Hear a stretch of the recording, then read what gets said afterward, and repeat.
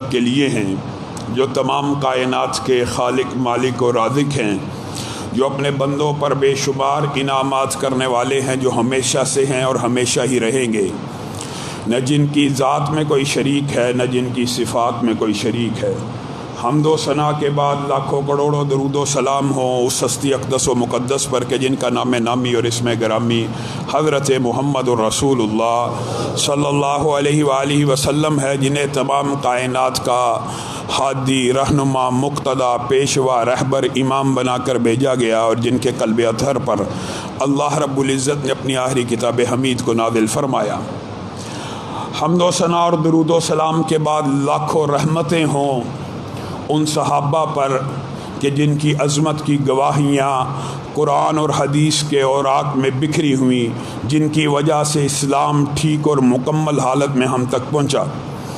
معزز سامعین گرامی قدر، خواہش تو یہ تھی کہ آج واقعہ کربلا کا پس منظر، اس کا دباچہ اور کچھ احوال آپ کے سامنے ضرور رکھے جاتے، لیکن گزشتہ چند ایام میں ملک کے اندر ایک صبائی اور رافضی سازش نے جس طرح صحابہ کرام کی ذات کو نشانہ بنایا، تبرہ کیا، گالیاں بکیں، کفر کے فتوے لگائے، آج پورے پاکستان میں اہل سنت نے اس بات کا فیصلہ کیا کہ اہل حدیث کی مسجد ہو، دیوبند کی مسجد ہو، بریلوی کی مسجد ہو، آج پورے ملک کی ہر مسجد سے ایک ہی صدا بلند ہوگی، عظمت صحابہ کے نعروں کو لگایا جائے گا، دفاع صحابہ کی بات کی جائے گی، شان صدیق اکبر کو بیان کیا جائے گا۔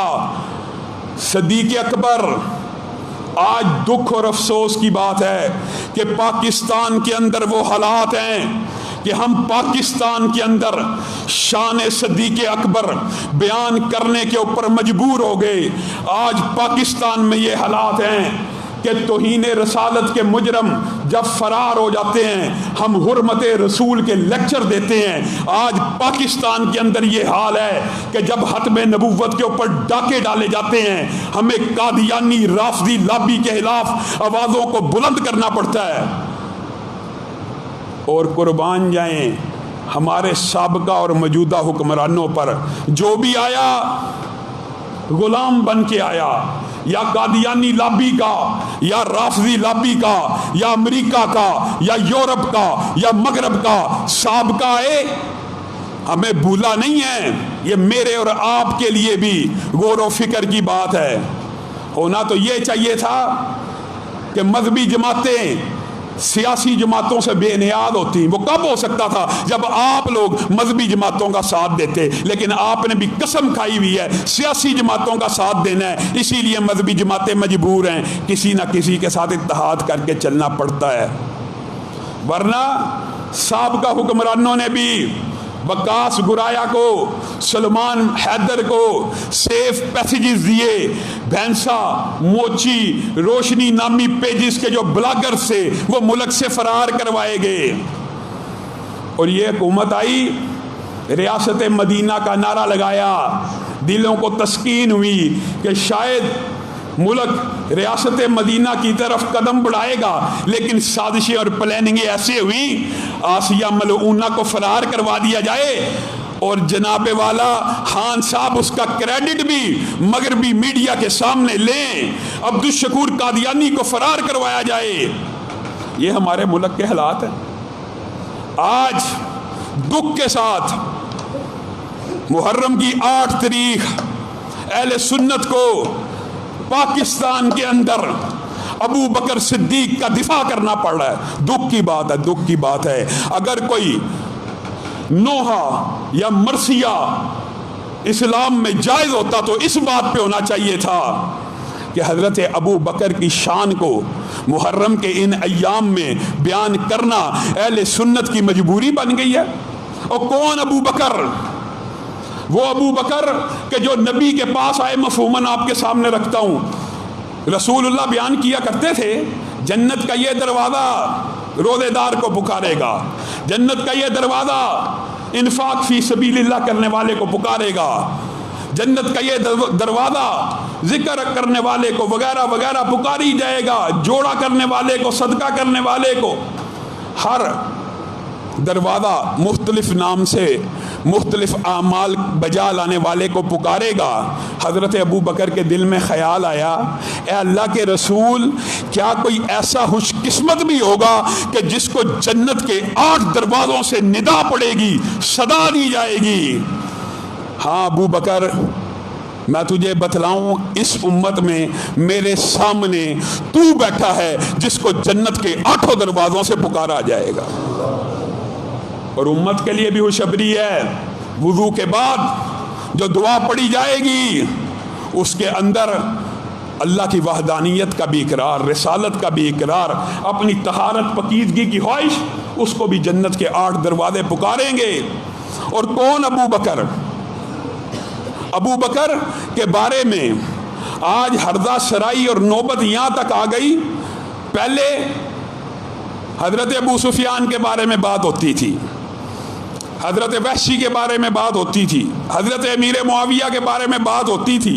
ان کو سمجھایا جاتا تھا، میرے بھائیوں، یہ صحابہ ہیں، جب ایمان اور اسلام کو قبول کر دیا، جب رسول اللہ نے کہہ دیا کہ جو میرا صحابی ہے جنتی ہے، جب قرآن پاک میں اللہ نے کہہ دیا وَكُلًّا وَعَدَ اللَّهُ الْحُسْنَى، ہر صحابی کے ساتھ اللہ نے جنت کا وعدہ کر دیا، تمہیں کیا تکلیف ہے، چھوڑ دو۔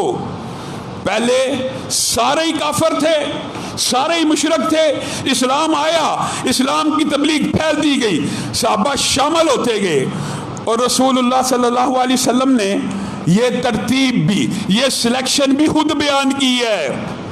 رسول اللہ نے کہا کائنات کا جو سب سے اعلیٰ اور افضل دل تھا، اس کے اوپر اللہ نے تاج ختم نبوت کو رکھ دیا۔ کیا مطلب؟ میں محمد صلی اللہ علیہ وسلم کو چن لیا، کائنات کا سب سے افضل جو دل تھا اس کو محمد صلی اللہ علیہ وسلم بنا دیا گیا۔ اور پھر کیا بات کہی؟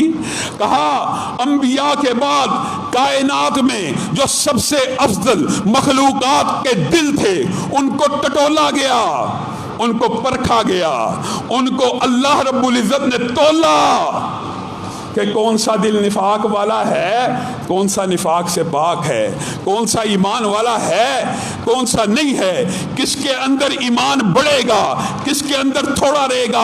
ان سب سے اعلیٰ دلوں کو اللہ نے چھانٹی کر کے ایک سائڈ پہ کر دیا، کسی کو میرا سسرالی رشتہ دار بنا دیا، کسی کو دماد بنا دیا، اور باقیوں کو میرا صحابہ بنا دیا۔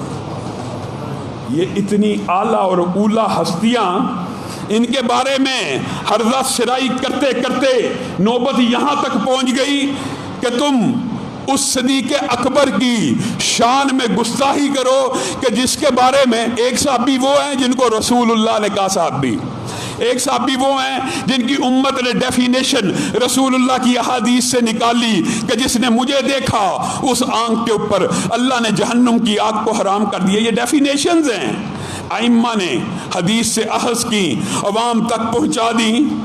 ابو بکر تو وہ ہیں ثانی اثنین اذ ہما فی الغار اذ یقول لصاحبہ، ابو بکر وہ ہیں جن کو اللہ نے قرآن پاک میں نبی کا صحابی قرار دیا۔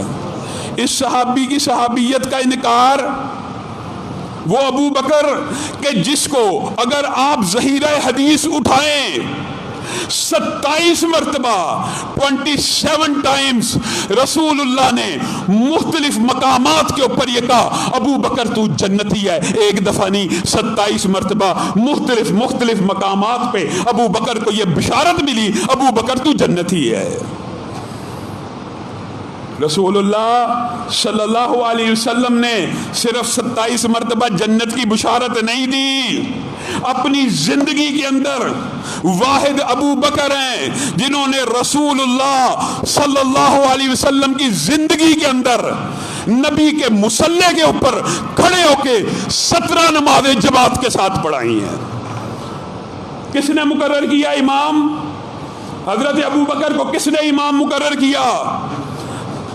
رسول اللہ صلی اللہ علیہ وسلم نے۔ اور قربان جائیں امام بخاری کی فقاہت کے اوپر، امام بخاری اس ایک حدیث کو بخاری شریف میں 27 مقامات پہ لے کے آئے ہیں، اور ہر دفعہ نیا باب اور نیا حکم نکالا ہے۔ رسول اللہ صلی اللہ علیہ وسلم نے بیماری کے عالم میں اپنے صحابہ کو، امی عائشہ کو، ازواج مطہرات کو یہ حکم دیا، آج میں نماز پڑھنے کے لیے، نماز پڑھانے کے لیے باہر نہیں نکل سکتا، مرو ابا بکر فلیصلی بالناس، ابو بکر کو آگے بڑھاؤ، ابو بکر کو امام مقرر کرو۔ امی عائشہ کہتی ہیں میں نے کہا آپ ابو بکر کو اپنے مصلی پہ کھڑا کرنے لگے ہیں، ابو بکر تو رقیق القلب ہیں، ابو بکر تو نرم مزاج ہیں، ابو بکر تو رونے والے انسان ہیں، اللہ سے ڈرنے والے انسان ہیں، آپ کے مصلی کے اوپر کیا جماعت کرائیں گے؟ روتے ہی رہیں گے، روتے ہی رہیں گے۔ رسول اللہ صلی اللہ علیہ وسلم نے امی عائشہ کو کہا مرو ابا بکر، بار بار کہا، بار بار کہا، یہاں تک کہ جب اور سفارشیں آئیں کہ ابو بکر کی جگہ عمر کو کھڑا کر دیا جائے، دلیر ہیں، جرت مند ہیں، صحیح طریقے سے نماز پڑھا لیں گے، رسول اللہ کے پیشانی کے اوپر سلوٹیں پڑ گئیں اور کیا کہا یا اب اللہ والمؤمنون، یا اب اللہ والمؤمنون، اور میں تمہیں کہتا ہوں ابو بکر کو میرے مصلی پہ کھڑا کرو، تم کہتے ہو اس کے علاوہ کوئی کھڑا ہوگا، میں تمہیں بتا رہا ہوں میرا رب کہہ رہا ہے یا اب اللہ، اللہ بھی، رسول بھی اور مومن بھی ابو بکر کے علاوہ کسی کو اس مصلی پہ نہیں دیکھنا چاہتے۔ اٹھائیے یا اب اللہ والمؤمنون، بخاری شریف حدیث کی ساری کتابوں میں یہ حدیث موجود ہے، اللہ بھی ابو بکر کے علاوہ کسی کو نبی کے مصلی پہ کھڑا ہونے نہیں دے گا، اللہ بھی۔ اور تمہاری کس قسم کی دشمنی ہے؟ تم کہانیاں بناتے اور تم نے بنائی کہ رسول اللہ چلے گئے تھے، بعد میں ابو بکر امیر بن گئے تھے، یہ کہانیاں تم نے بنائی، لیکن آؤ دلائل کی دنیا میں اپنی کتابوں کی روشنی میں رسول اللہ زندہ ہیں اور ابو بکر نے 17 نمازیں تمہاری کتابوں میں بھی موجود ہے، ہماری کتابوں میں بھی موجود ہے، پڑھائیں، کس نے بنایا امام؟ تم کہتے ہو بعد میں بن گئے تھے، سقیفہ بنی سعدہ میں ہو گیا تھا، کہانیاں بنائی بھی، معاذ اللہ، سارے صحابہ نبی کریم صلی اللہ علیہ وسلم کے بعد معاذ اللہ ثم معاذ اللہ بے ایمان ہو گئے تھے، تم کائنات کے سب سے بڑے بے ایمان ہو۔ تم نے کہا صحابہ مرتد ہو گئے تھے، تم مرتد ہو گئے ہو، کیونکہ یہ اللہ کی بھی سنت ہے کہ جو بندہ کسی صحابی کے بارے میں جو بکواس کرے وہ بکواس اس کی طرف پلٹا دی جائے گی۔ وَإِذَا قِيلَ لَهُمْ آمِنُوا كَمَا آمَنَ النَّاسُ قَالُوا وَنُؤْمِنُ كَمَا آمَنَ السُّفَهَاءُ أَلَا إِنَّهُمْ هُمُ السُّفَهَاءُ، اور صحابہ کو بے وقوف کہنے والوں تم سب سے بڑے بے وقوف ہو، اللہ کہہ رہا ہے، مولوی نہیں کہہ رہا۔ انما نحن مستہزئون، صحابہ کا ٹھٹھا اڑانے والوں، اللہ یستہزئ بہم، اللہ کہہ رہا ہے میں تمہارا کل قیامت کے دن ایسا ٹھٹھا اڑاؤں گا کہ مومنوں کے دل ٹھنڈے ہو جائیں گے۔ تم رسولوں کے اوپر تبرہ کرتے رہے، تم صحابہ کے اوپر تبرہ کرتے رہے، تمہیں شرم اور حیا نہیں آئی اس ابو بکر کے بارے میں تبرہ کرتے ہوئے جس کو رسول اللہ خود اپنے مصلی پہ کھڑا کر رہے ہیں؟ اور اللہ کی قسم ایک حدیث ہی تمہارے اور میرے لیے رسول اللہ کا حیا اور لاج ہوتی نا، اگر رسول اللہ سے پیار ہوتا، ابو بکر خود آئے نبی کریم کے پاس آ کے کہتے ہیں اے اللہ کے رسول عمر سے جھگڑا ہو گیا، جلیل القدر صحابی عمر، کائنات میں افضل الخلائق کی بعد الانبیاء، نبیوں کے بعد ابو بکر سے افضل کائنات میں چشم فلک نے اس دھرتی نے نہیں دیکھا، اور ابو بکر کے بعد سب سے افضل کون ہے؟ عمر۔ وہ عمر ابو بکر سے جھگڑ پڑے، اور ابو بکر کہتے ہیں نبی کریم کو آگے شکایت لگا رہے ہیں میرے منہ سے کچھ تلخ الفاظ نکل گئے تھے، میں نے عمر سے بعد میں بڑی معافی مانگی، عمر مجھے معاف نہیں کرتا، عمر مجھے معاف نہیں کرتا۔ رسول اللہ صلی اللہ علیہ وسلم کے چہرے کے اوپر بل پڑ گئے، پیشانی شکن آلود ہو گئی، ابو بکر تو عمر کی بات کرتا ہے، عمر تجھے معاف نہیں کرتا، تجھے تیرے رب نے معاف کر دیا، تجھے تیرے رب نے معاف کر دیا۔ عمر آئے، نبی کریم کا چہرہ بدلا ہوا، ابو بکر گھبرا گئے، کہا اللہ کے رسول، اللہ کی قسم میری غلطی تھی، اللہ کی قسم میری غلطی تھی، عمر کو کچھ مت کہیے۔ لیکن رسول اللہ نے ابو بکر کا دفاع کیا اور چند الفاظ کہے، اگر تم نے یہی الفاظ سن لی ہوتے تمہارے میں ذرہ برابر بھی رسول کی حیا شرم ہوتی، تم اس طرح کی بکواس مت کرتے۔ رسول اللہ نے کہا، او قریشیو، او انصاریو، جس وقت ہر بندہ مجھے جھٹلا رہا تھا ابو بکر میری تصدیق کر رہا تھا، جس وقت تم نے اپنے مالوں کو میرے لیے روکا ہوا تھا ابو بکر میرے پہ خرچ کیا کرتا تھا۔ فَهَلْ أَنْتُمْ تَارِكُوا لِي صَاحِبِي، اور کیا الفاظ ہیں، فَهَلْ أَنْتُمْ تَارِكُوا لِي صَاحِبِي، اور تم میں اگر حیا ہے، تم میں اگر شرم ہے تو آج کے بعد میری وجہ سے ابو بکر کے خلاف کوئی بات نہ کرنا۔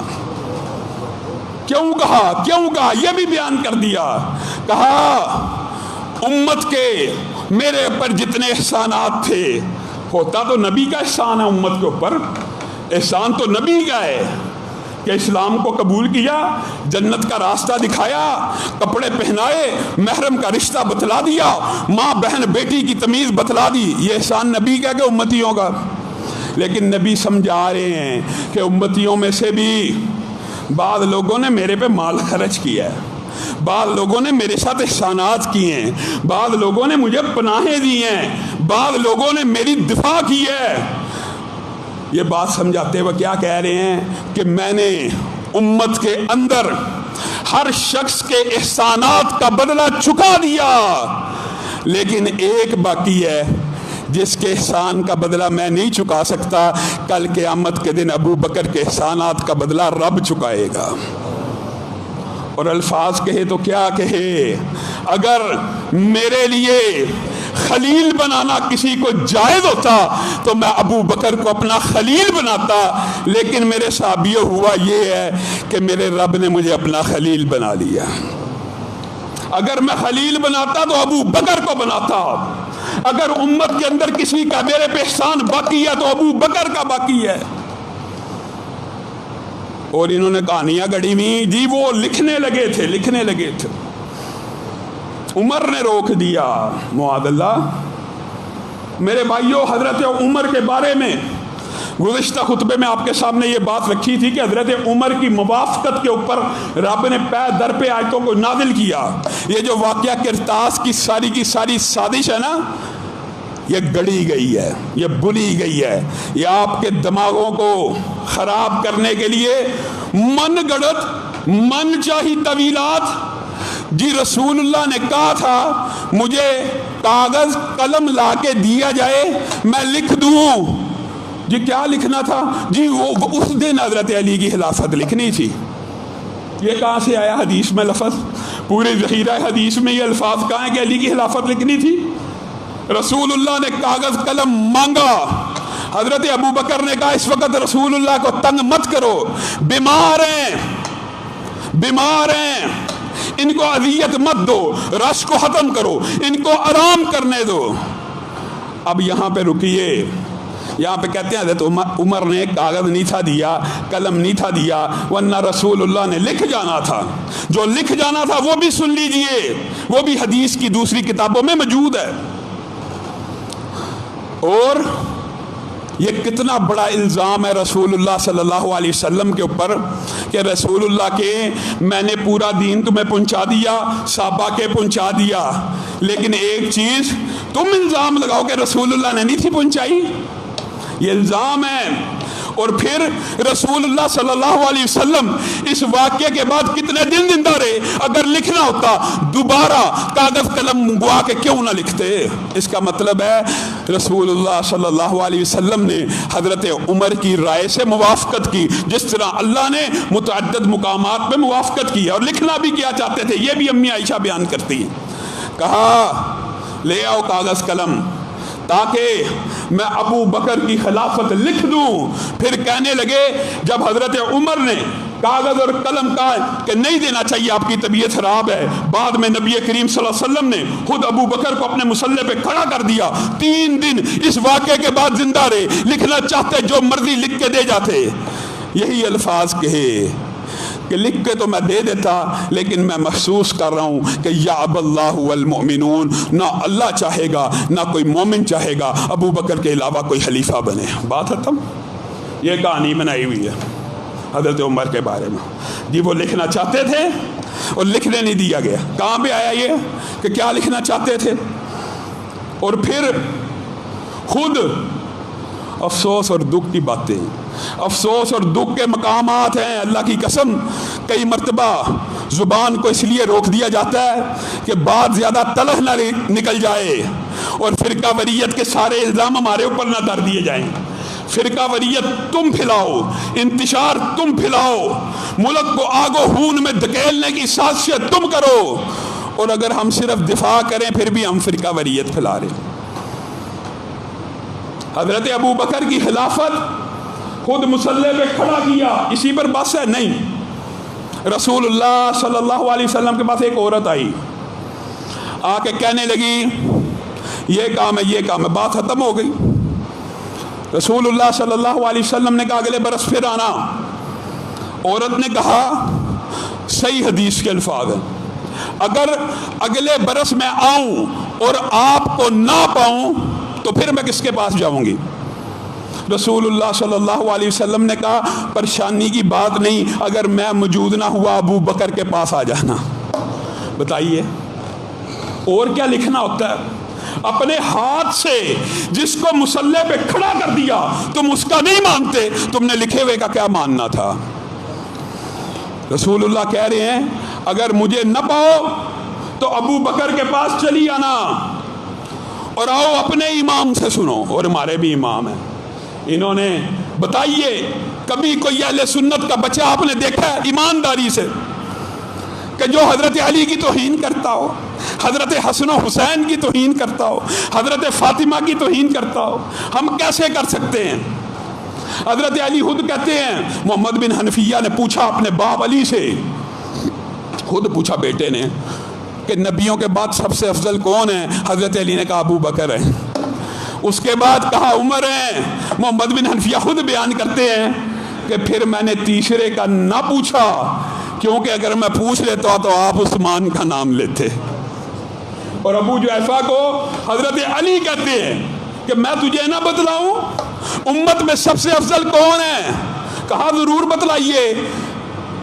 اور ابو جحیفہ کہتے ہیں میرا خیال تھا کہ علی اپنے آپ کو شاید سب سے پہلے نمبر پہ رکھیں۔ علی نے کہا سب سے افضل نبیوں کے بعد اگر ہیں تو ابو بکر ہیں، پھر کہا عمر ہیں، پھر کہا تیسرا ہے، اور میں نے تیسرے سے مراد سمجھ لی کہ وہ عثمان ہیں۔ حضرت علی کے الفاظ۔ اور میرے بھائیوں یہ کہاں سے فلسفہ اٹھا؟ باطنیوں کا، سبائیوں کا، رافضیوں کا۔ آئیے لغت کی دنیا میں، شریعت کی دنیا میں صرف ایک بات کو سمجھیے۔ آپ سے میں پوچھتا ہوں آپ کی گھر والی کا کیا حال ہے، تو اس سے مراد کیا ہوگا؟ پاکستان اور بر صغیر میں تو اس سے مراد بیوی دی جاتی ہے، بیٹی بھی اہل عرب میں لی جاتی ہے، کوئی حرج کی بات نہیں۔ لیکن ایمانداری سے بتلائیے، کسی مرد سے پوچھا جائے تیری گھر والی کا کیا حال ہے، مراد کیا ہو گئی؟ بیوی۔ اور کسی بیوی سے پوچھا جائے عورت سے تیرے گھر والے کا کیا حال ہے، مراد کیا ہوگی؟ خامند۔ بچے بھی ہوں گے، بیٹے بھی ہوں گے، بیٹیاں بھی ہوں گی۔ لیکن یہ فلسفہ کہاں سے آیا کہ اہل بیت اور گھر والوں سے مراد دماد اور بیٹی تو ہو سکتے ہیں لیکن بیوی نہیں؟ یہ فلسفہ کہاں سے ہے؟ اٹھائیے سورۃ احزاب، جو آج کے بعد یہ بکواس کرے قرآن پاک کھولیے، 22واں پارہ جہاں سے شروع ہو رہا ہے، اور پیچھے سے بھی سورۃ احزاب پڑھنا شروع کر دیجئے۔ اللہ رب العزت ازواج مطہرات کو مخاطب ہو کے کیا کہہ رہا ہے؟ وَقَرْنَ فِي بُيُوتِكُنَّ، صیغہ مؤنث کا، وَقَرْنَ فِي بُيُوتِكُنَّ، مردوں کو خطاب نہیں ہے، اپنے گھر میں قرار پکڑو۔ وَلَا تَبَرَّجْنَ تَبَرُّجَ الْجَاهِلِيَّةِ الْأُولَىٰ وَأَقِمْنَ الصَّلَاةَ وَآتِينَ الزَّكَاةَ، سارا صیغے مؤنث کے، ساری مؤنث کے صیغوں کے بعد اللہ تعالیٰ نے یہ سارے احکامات نازل کرنے کے بعد کیا کہا؟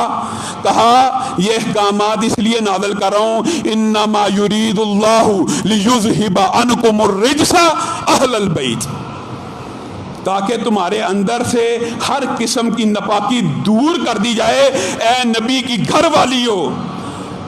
اس آیت سے مراد بعض رافضی یہ لیتے ہیں کہ نبی کی بیویاں یہاں پہ نہیں، اہل بیت سے مراد صرف بیٹی ہے اور صرف دماد ہیں اور نواسے ہیں وغیرہ وغیرہ، جو ان کا فلسفہ آپ کو پتہ ہی ہے۔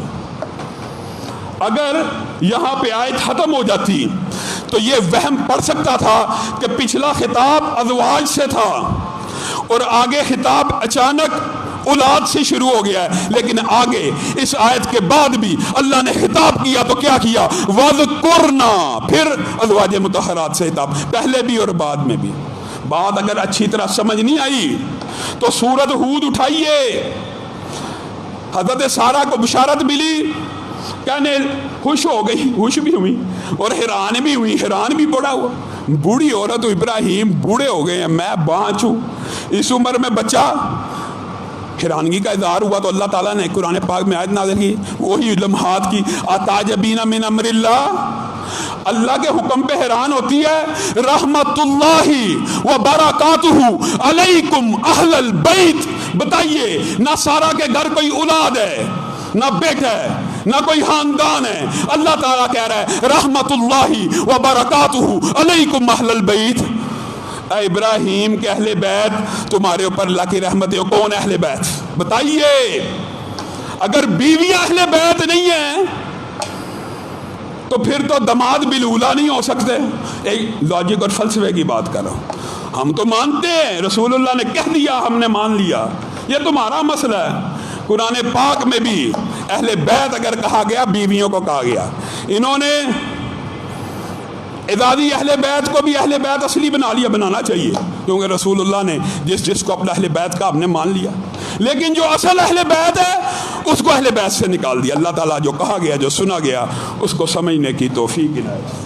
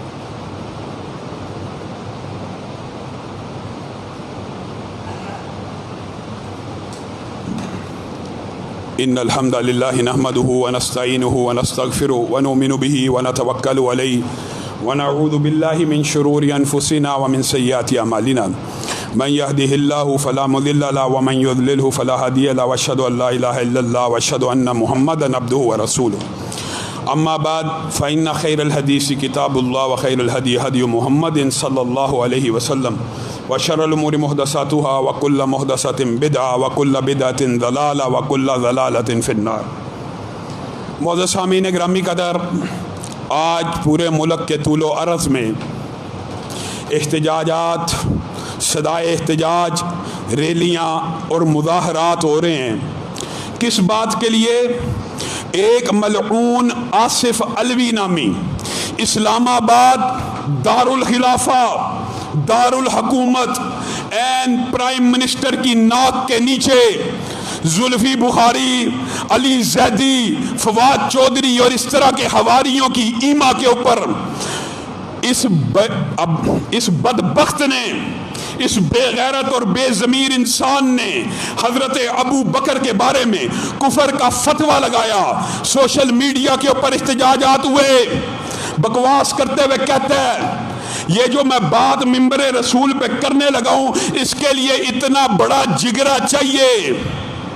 ये इतना बड़ा जो जिगरा है, इख्तिजाज शुरू हुए, सुकड़ते सुकड़ते इतना रह गया कि ये बात मैंने अबू बकर रज़ी अल्लाह के बारे में नहीं थी की, यजीद के बारे में की थी। ये बदजुबान और बदबख्त और बेगैरत तो हो सकता है, लेकिन जहन से और अकल से पैदल है, अवाम को बेवकूफ़ बना रहा है। कौन सी बतूल, कौन सी फातिमा यजीद के दौर में जिंदा थी, कौन सी फातिमा और बतूल यजीद के दरबार में जाके बागे फदक को मांग रही थी। ये सारी की सारी कहानी किस लिए गढ़ी गई कि ये जो माफिया मेरी सरपरस्ती और पुश्तपनाही कर रहा मुझे बचा लेगा। मेरे भाइयों, पाकिस्तान के अंदर अरसा दराज से ये गंदा खेल खेला जा रहा है। तौहीन रसालत कोई करे, पर्चे नहीं कटे जाते, कट जाए गिरफ्तारियां नहीं होती, गिरफ्तारी हो जाए 70 बरस बीत जाए, मुल्क के अंदर एक भी तौहीन रसालत के मुजरम को फांसी की सजा नहीं होती। ये खेल खेला जाता है। कानून हाथ में लेने के लिए मौलवी के ऊपर इल्जाम दीजिए, गादी खालद, गादी फैसल, गादी इलमदीन, शहीद मुमताज कादरी, इस तरह के लोग मौलवी पैदा करते। तुम्हारा कानून क्या करता है? वतन के अंदर कानून मौजूद है, अंबिया की तौहीन नहीं होगी, तुम जो तौहीन करे उसको फरार करवा देते हो। आसिया मलूना को जहाज़ों पर बिठा के फरार करवाया, अब्दुल शकूर कादियानी को करवाया, जुनैद हफीज मलून केस में क्या नहीं हुआ। उसके बाद अंबिया की तौहीन कोई औरत करे, पर्चा नहीं काटा जाता।